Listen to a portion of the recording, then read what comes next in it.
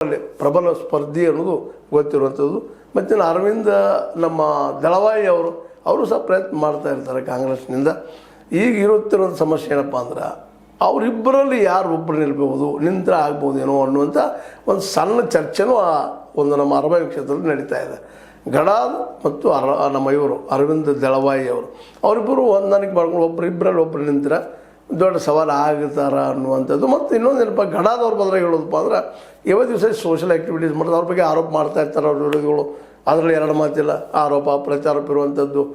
ಇವರು ಇದನ್ನು PIL ಹಾಕಿ ವಸೂಲಿ ಮಾಡ್ಕೊಳ್ತಾರೆ, ಹಾಗೆ ಹೀಗೆ ಆರೋಪ ಮಾಡ್ತಾರೆ. ಮತ್ತಿರುವ ರಾಜಕೀಯದಲ್ಲಿ ಕಾಮೆಂಟ್ಗಳು ಇದ್ದಿರುವಂಥದ್ದು. ಎಂಥ ಗಾಂಧೀಜಿಯವ್ರು ಟೀಕಾ ಮಾಡೋ ಮುಂದೆ ಪಾಪ ಗಡಾದವ್ರನ್ನ ಟೀಕಾ ಮಾಡೋದ್ರಲ್ಲಿ ಏನು ತಪ್ಪಿಲ್ಲ. ಬಟ್ ಅವರು ಇವತ್ತಿನ ಸಹಿತ ಅರಬಾವಿಯಲ್ಲಿ ಒಳ್ಳೆಯ ಒಂದು ಗೆಳೆತನಗಳನ್ನ ಇಟ್ಕೊಂಡಿದ್ದಾರೆ ಮತ್ತು ಸಂಪರ್ಕ ಇಟ್ಕೊಂಡಿದ್ದಾರೆ ಇವೆಲ್ಲ ಯಾಕೆ ಚರ್ಚೆ ಮಾಡ್ತಾಯಿದ್ದೀನಿ ಅಂದರೆ, ಈ ಇಡೀ ಬೆಳಗಾವಿ ಜಿಲ್ಲೆ ಇದಷ್ಟೇ ಮುಖ್ಯದ. ಈಗ ಮುಂದೆ ಉಳಿದಂತೆ ನೋಡ್ಬೇಕಲ್ಲ ಏನಾಗ್ತಾವೆ ಅಂತೇಳಿ ಅಷ್ಟು ಪ್ರಭಾವಿ ಅಲ್ಲ ಇವು ಪ್ರಭಾವಿ ಕುಟುಂಬಗಳು.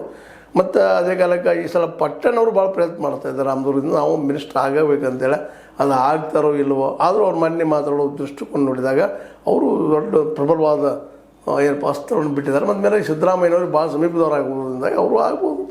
ಅದೇನೋ ಇದ್ದರೂ ಜಿಲ್ಲಾ ರಾಜಕಾರಣದಲ್ಲೇ ಅವರು ರಾಮದುರ್ಗಷ್ಟೇ ಸೀಮಿತ ಆಗೋದ್ರಿಂದಾಗೆ ಇಲ್ಲಿ ಜಿಲ್ಲೆ ಮೇಲೆ ಪ್ರಭಾವ ಮಾಡುವಂಥದ್ದು BJP ಅಂತ ಪ್ರಭಾವಿ ಅದ ಪಕ್ಷ ಜಿಲ್ಲಾ ಮಟ್ಟದಲ್ಲೇ.